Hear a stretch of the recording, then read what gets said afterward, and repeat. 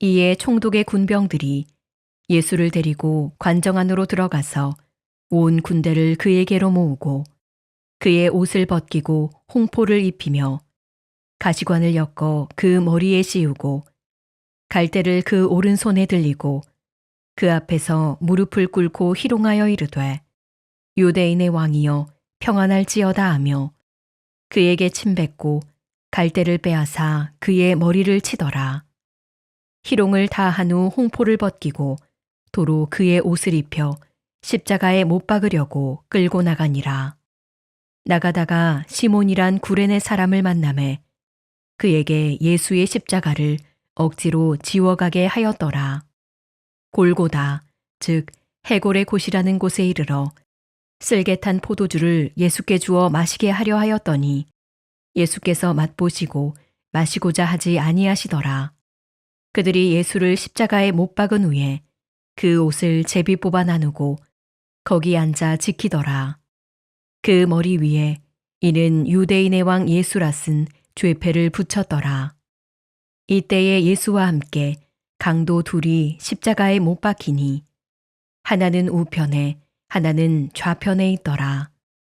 지나가는 자들은 자기 머리를 흔들며 예수를 모욕하여 이르되 성전을 헐고 사흘에 짓는 자여 내가 만일 하나님의 아들이거든 자기를 구원하고 십자가에서 내려오라 하며 그와 같이 대제사장들도 서기관들과 장로들과 함께 희롱하여 이르되 그가 남은 구원하였으되 자기는 구원할 수 없도다. 그가 이스라엘의 왕이로다. 지금 십자가에서 내려올지어다. 그리하면 우리가 믿겠노라. 그가 하나님을 신뢰하니 하나님이 원하시면 이제 그를 구원하실지라. 그의 말이 나는 하나님의 아들이라 하였도다 하며 함께 십자가에 못 박힌 강도들도 이와 같이 욕하더라. 샬롬, 오늘도 하나님의 말씀을 사모하며 말씀 앞으로 나오신 언신 여러분들을 축복하며 함께 말씀을 나누겠습니다. 2025년 1월에 대구 달성군에 있는 저수지에서 당시 중학생 친구들 11명이 얼어있는 저수지 빙판 위에서 함께 놀고 있었습니다. 그런데 어느 정도 놀고 있었을 때 빙판이 깨지면서 5에서 6명이 동시에 물에 빠지는 사고가 발생했습니다. 이 상황을 보고 그 중에 있던 한 친구가 먼저 낚싯대 등을 이용해서 2명을 먼저 구조하고 주변 친구들과 1명을 더 구조하였고 계속해서 멈추지 않고 물에 빠진 친구들을 구하려고 노력했습니다.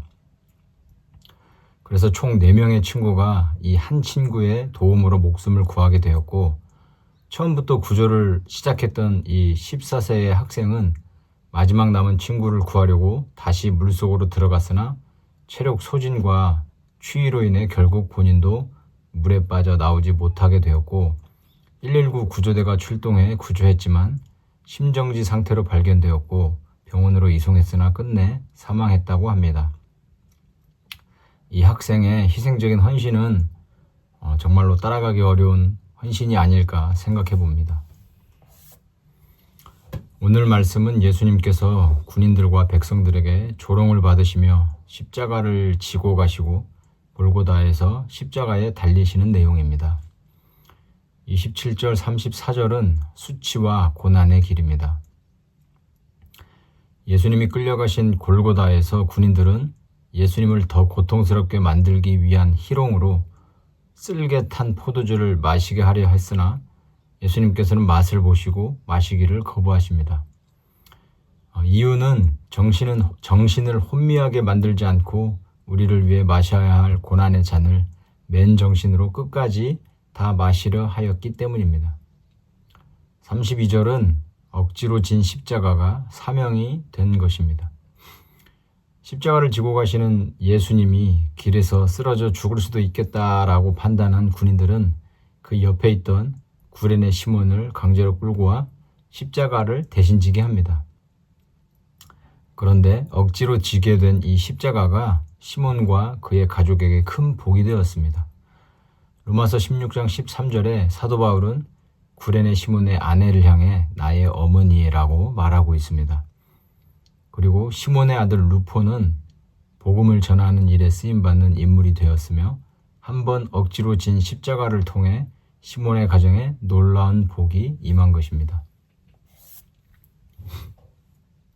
우리도 삶 속에서 내게 맡겨진 책임이 억지로 떠안은 것처럼 느껴질 때가 있지만 시몬이 지었던 그 십자가가 그를 생명의 길로 인도했듯이 우리가 지는 십자가 역시 축복으로 통하는 길이 될 것입니다. 아멘.